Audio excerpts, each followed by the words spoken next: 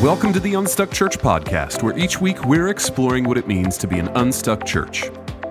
According to recent data, more than 1 in every 4 churches is actively planning for pastoral succession. And when that many churches are focused on transition, it can lead to a lack of focus on the vision over time. On today's podcast, Tony and Amy start a new series answering some of the most pressing questions we hear from church leaders with a conversation on succession and bold moves. If you're new to the Unstuck Church Podcast, stop before you listen and head to theunstuckgroup.com/podcast and subscribe to get the episode show notes in your email. When you do, you'll get resources that support each week's episode, as well as access to resources from all of our past episodes. Again, that's theunstuckgroup.com/podcast to subscribe. Now, before this week's conversation, here's a word from Tony.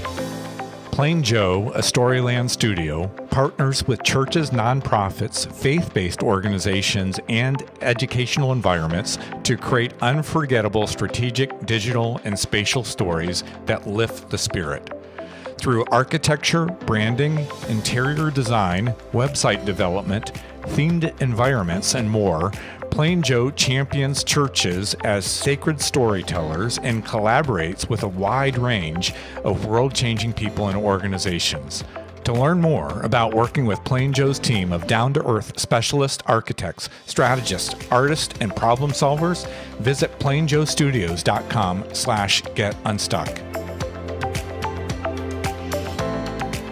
Well, Tony, today is fun because we're starting a new series. Can you fill everyone in on what we're going to be talking about these next few weeks? Yeah, this upcoming series is called Pressing Questions for Pastors, and I'm excited about this one because our goal with this podcast really is to answer the most pressing and relevant questions that pastors are asking right now. So when our team sits down to plan our content series, that's where we normally start, by discussing what's in the heart and minds of pastors today.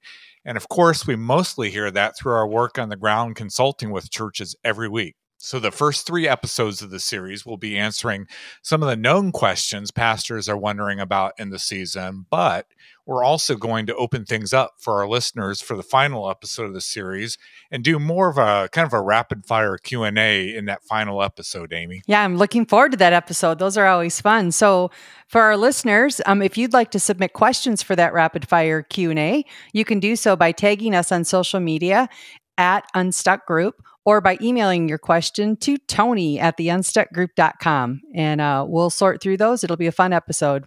All right, well, let's dive into today's conversation around 2 pressing questions pastors are asking, and the questions they should be asking. Tony, what's the first pressing question pastors are asking? Yeah, so the first one, and we're hearing this quite often, pastors are asking, how do I retire and leave my church as healthy as possible? That sounds like a fair question. What question would you say they should be asking, though? Well, it's a subtle difference, Amy, but I think it's an important difference. When it comes to this topic, I really think pastors should be asking, how do we prepare for succession and position the church to be healthier after I retire? The first question is more about preparing for the actual retirement and preparing the church for a new pastor. The second question is more about positioning the church for future health. And in a way, this is kind of like the difference of planning an extravagant wedding ceremony rather than the more thoughtful, intentional work of preparing for a healthy marriage relationship. That must be on your mind because you had 2 girls get married this last year. Is that where you pulled that from? It is, and it's on my bank account's mind as well, Amy. All right. Well, it definitely seems like succession is a hot topic amongst church leaders lately. Why do you think some pastors are hesitant to prepare for succession, though? Well, before I answer your question, let me just share. We recently did some research on this, and I was a bit surprised to find that more than a quarter of churches are actively involved in some succession planning in the season. But, you ask, why is it that pastors are hesitant, even though a quarter of them might be actively involved? I think there are 2 kind of key reasons here. The first is that for many church leaders who have been in ministry for decades, or in some cases, the majority of their lives, the title pastor can really become part of their identity. It's not that most of us consciously try to do this, but over time, and probably in an unhealthy way, we find our identity in our role as pastor and leader And that makes the idea of preparing to leave the role and raise up a new leader, really, it's a threat to our identity. And my suspicion, Amy, is pastors aren't the only people that do this. I think especially those of us that have really invested for years in our roles in the marketplace or in ministry roles, it's pretty easy to let ourselves drift to that place where we really get our significance from what we're doing rather than who we are in Jesus. The second reason is that it's just uncomfortable. We had a conversation around succession with William Vanderbloom a while back on the podcast, and he put it this way: succession in churches is different than in the marketplace, where it's common for CEOs to have this conversation. In churches, he explained, it can get unhealthy with people feeling more like, oh, dad or mom is thinking about leaving us. So it's definitely one of those issues that's kind of touchy because immediately we start to think about the long-term relational connections and kind of emotional connections to the team. And it's like we're talking about losing mom or dad. Yeah, it definitely seems to be a more emotional conversation for churches. But William made a great point in that conversation, Tony. He said, there's only 3 possible endings to a pastor's tenure. First, he or she is the pastor when Jesus returns. That'd be fun. Second, the pastor that runs the church into the ground, right, and closes it. Or third, the pastor that effectively transitions leadership to another person. And I think if we can help our teams understand that, we can create a more healthy dialogue around succession. So with that, let's move on to the solution side of things and try to answer the right question for pastors to be asking. How do we prepare for succession and position the church to be healthier after I retire? Yeah, so the first question we probably need to ask then is when is the right time to start succession planning?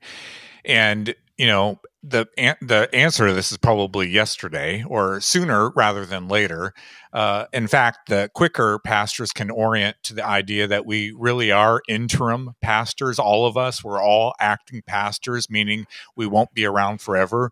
The easier it is then to start talking about what happens next. And the earlier that you can start planning, the more effective you'll be in recognizing the right time and being financially prepared then to have good options for the future.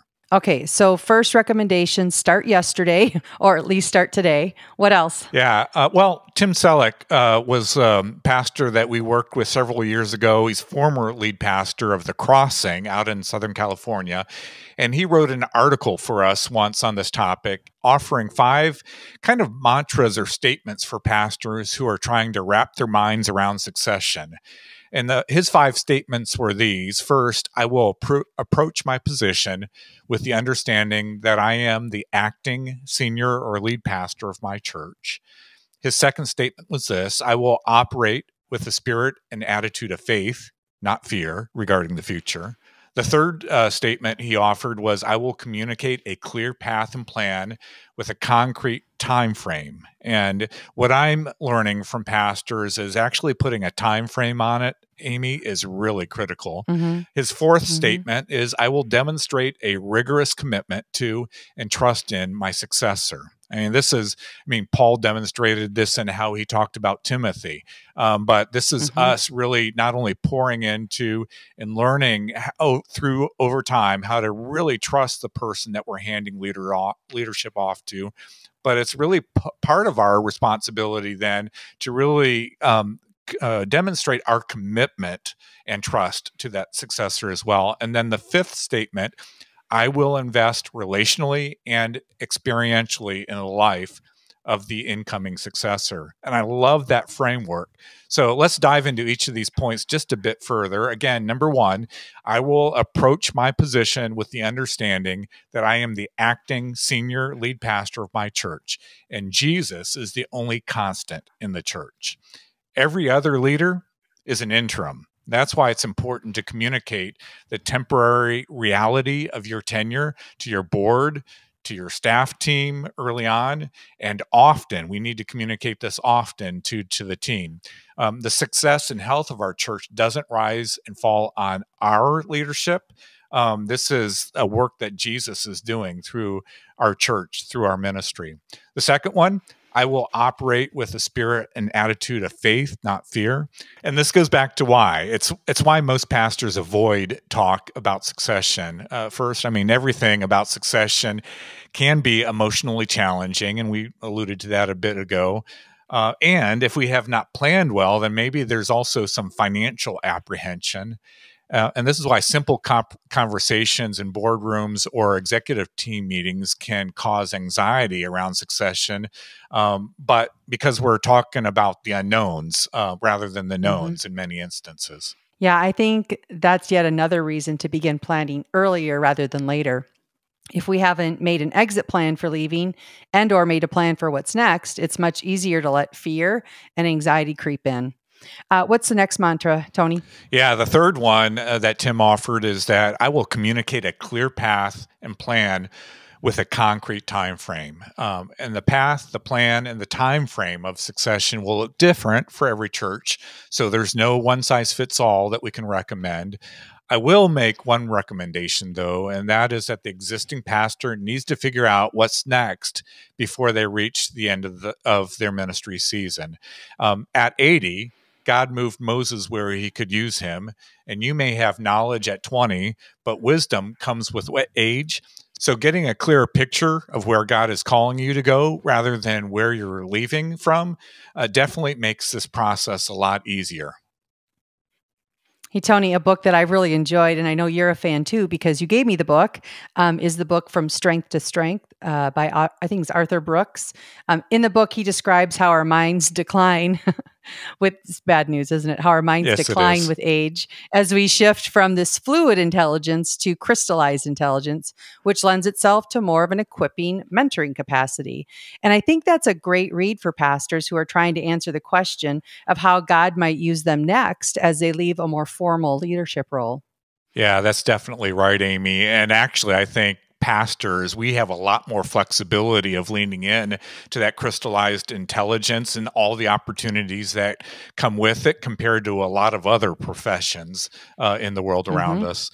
So that brings us then to number 4, and that's that I will demonstrate rigorous commitment to and trust in my successor. And I think this one is a challenge because different leaders have radically different leadership styles, and there always will be a need to balance between what you can channel from your predecessor to gain respect versus what ground you have to create on your own. Yeah, that's right, Tony. I've noticed that new pastors really have to start by focusing on what's not going to change before the transition takes place, right? Because there's nervousness in a change in lead pastor. So what's not going to change? But soon after the transition happens, the staff, leadership, and eventually the congregation will want to hear a new, fresh vision for the future. And that's why strategic planning for the future and the succession ideally proceed in tandem. Exactly. And then that brings us to number 5. I will invest relationally and experientially in the life of the incoming successor.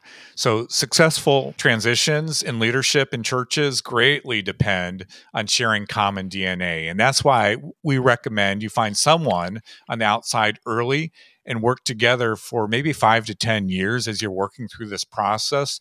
Then, as transition gets closer, Tim recommended that the outgoing senior leader and their spouse spend significant intentional time with the incoming senior leader and their spouse. And they might need a coach to guide them when their plays aren't going so well. They might need an active listener when no one else seems to be fully understanding what's happening.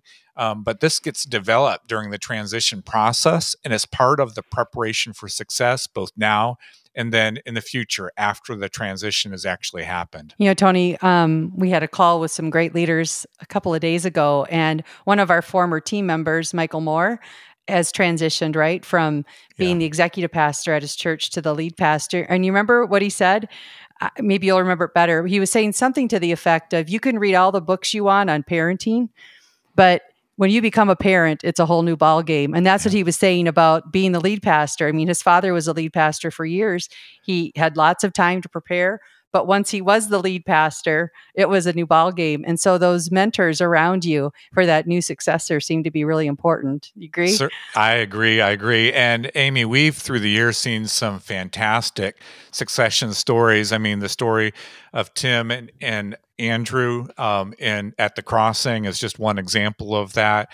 Our friends down at Journey Christian Church down near Orlando, passing it off in recent years, passing off leadership. That's been a very successful story. And then another, I think, great example of succession was from the church in Scranton, Pennsylvania, Amy. Parker Hill, was that the name of the church? Yeah, Parker Hill. And as part of that pastor succession, they actually decided to merge with another church, LCBC Church in Pennsylvania. And so that was a kind of a combination, both of succession and merger into multi-site. That again, I just think it was a fun journey to walk with them through that as they were taking those steps. Yeah, those are great stories. All right, let's shift gears now and move on to our second question for today.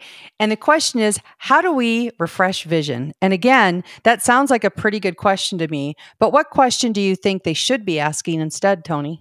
Yeah, and it's actually a common question that we're hearing, Amy, on this side of the pandemic, because for the past few years, I think most churches were just focused on how do we survive this and how do we get through this, and then how do we get people to come back to church? But the question that you asked, I think it's a good question, but I think a better question to be asking in this season is, what's the next bold move that God's calling us to engage? And I think there are a few reasons why pastors are trying to refresh their vision right now. I mean, one as example, maybe giving is soft in this season. Maybe people aren't volunteering as much as they used to, or they're not volunteering at all. And seeing those metrics go down might lead pastors to think that they need to refresh vision for the future to get people back on board. However, I think that a 3 to 5 year vision right now, it just feels too far away in this season. And we need to really be more focused on what's happening now and in the next months if we really want people to get on board. And that's where our bold moves come into play.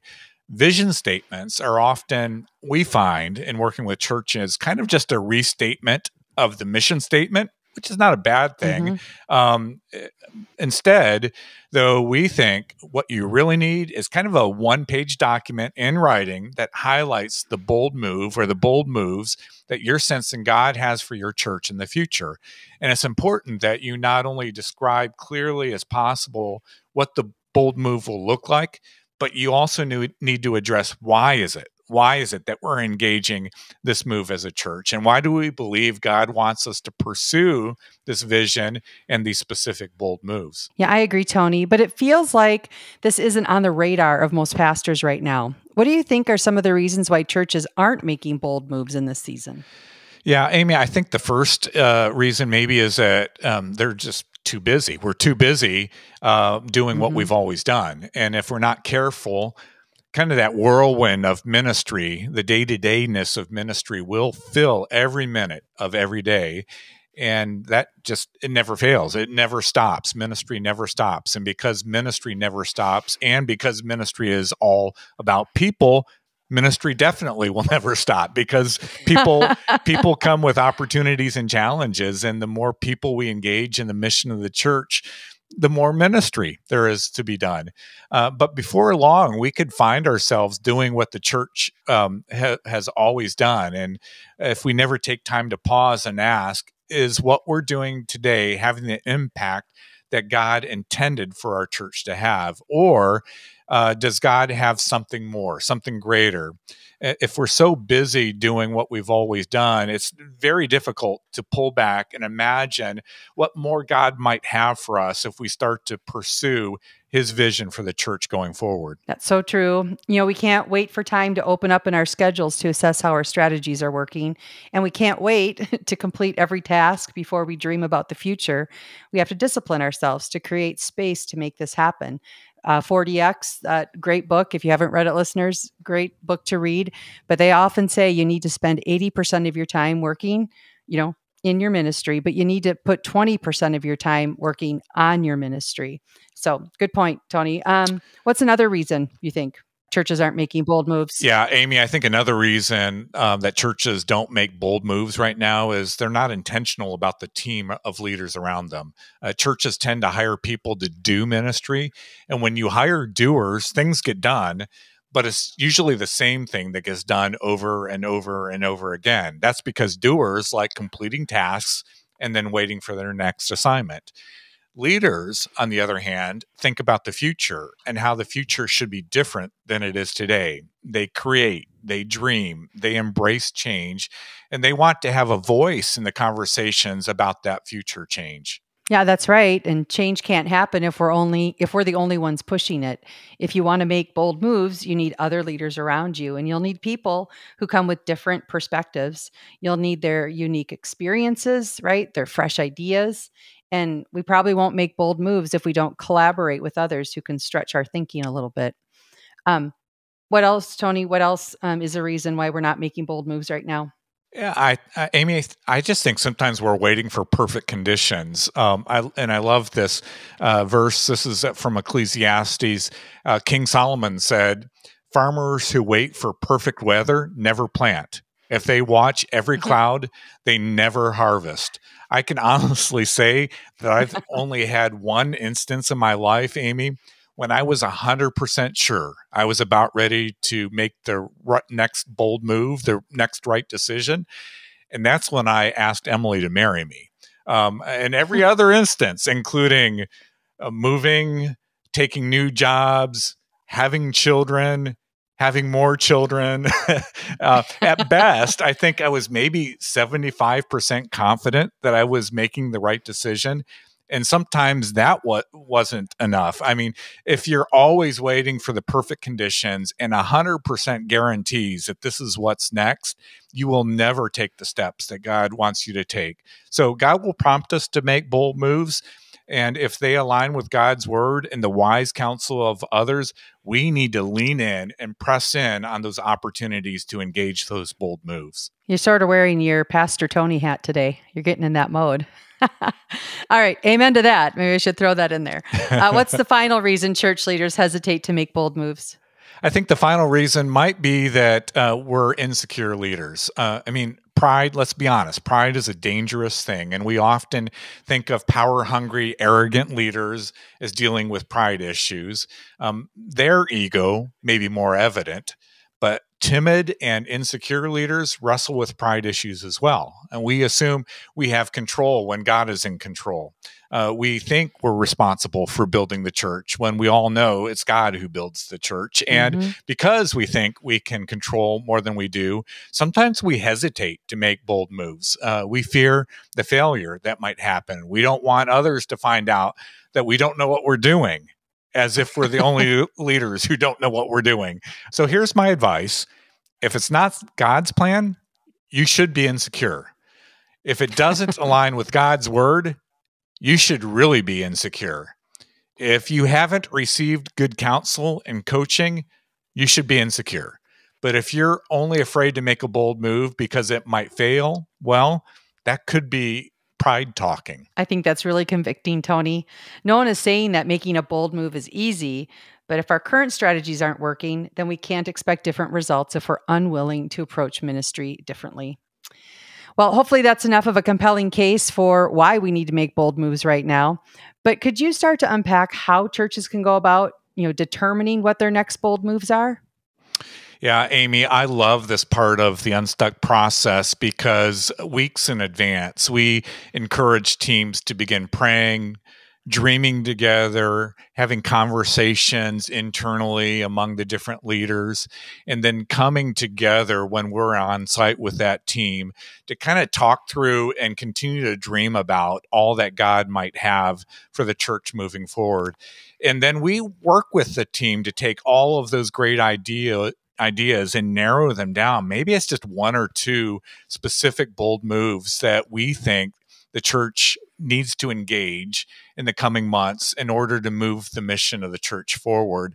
And it's fun. It's a fun conversation with teams to talk through some of the pros and cons, the resource investment that might be required, some of the risk that might be required, but then on the other side of that, the kingdom impact that could happen as well.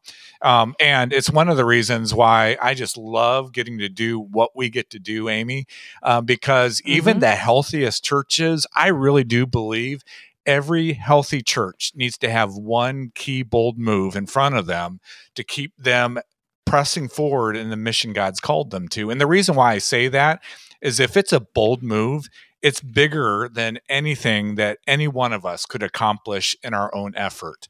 And I think every church needs to have something like that because it will cause us all to be leaning on God more, to be praying more specifically, to be inviting others to join us in that bold move, to join us with their prayers, their time, their financial resources. And really, it helps keep the church united in purpose. I mean, by going after something significant like this, it keeps everybody focused on that next step that we're trying to take as a ministry and the potential kingdom impact that could result from this bold move. And so Amy, this is just another example of why I get so excited to do what we get to do on a regular basis. It was just with another church this week. And that was a fun opportunity because I had engaged with them more than 10 years ago. I went back. The church is more than twice the size it was 10 years ago. They're experiencing all kinds of momentum, even on this side of the pandemic now. The church is as large as they've ever been. And we spent a number of hours just talking about future direction and what the bold moves might look like for their ministry. And it really was a rallying point for the whole team. And what I love is, especially for the senior pastors that we get to work with, by going through this process together, the burden's not on them to get a clear vision from God. Yes, we want them to be connected in relationship with Christ and hearing from God routinely. But the beauty of this process is we get together with the leaders that we're engaging the ministry with. We get to come together and try to discern together what is the bold move that God has for our church. You know, Tony, I often follow you after planning, working on staffing and structure.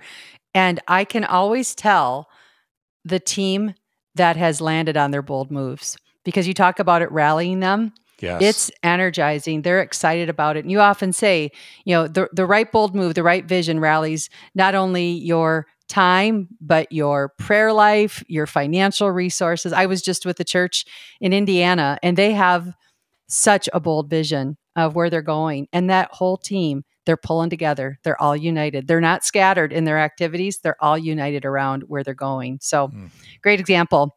Well, I hope for our listeners, today's conversation on succession and bold moves was helpful, not only in knowing what the right questions are to ask, but to start working towards an answer to those questions. Tony, do you have any final thoughts as we wrap up today's conversation?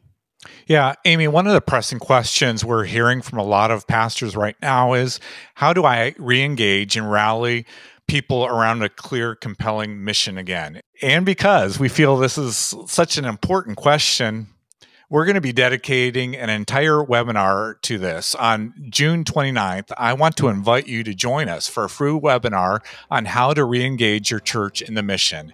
And we'll teach you the practical strategies needed to reignite your church's passion and purpose for living on mission in this season. And you can register to join us for that event using the link in your show notes.